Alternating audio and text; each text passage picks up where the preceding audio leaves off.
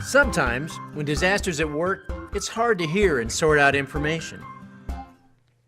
Disaster's good at knocking out communication we rely on every day, like your cell phone, your landline,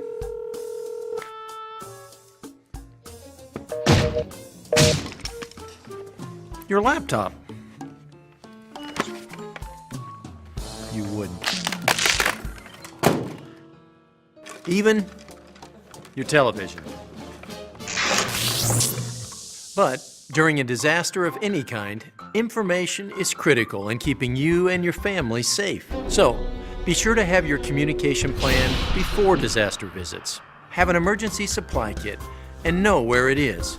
And make sure that it includes a backup source of information, like a NOAA All Hazards radio and plenty of extra batteries. And it's also important to include contact numbers, both local emergency numbers and contact information for friends and relatives. Print them out because your cell phone contact list is worthless if disaster zaps the power grid.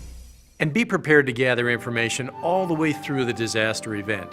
Hey, it's not all clear until you hear an official all clear. Beyond that, talk with your family, your neighbors, your entire community. Know their plans and know how to communicate in the critical times just before and after disaster calls. And in any disaster, there's strength in the numbers of your community and their plan for disaster response.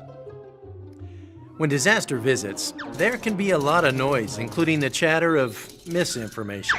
Disaster might be all over social media, but you want to make sure that the information is relevant to you and your situation, and is coming from a reliable source.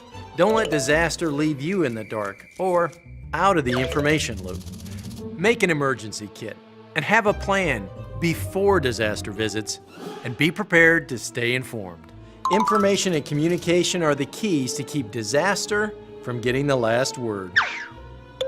Look up.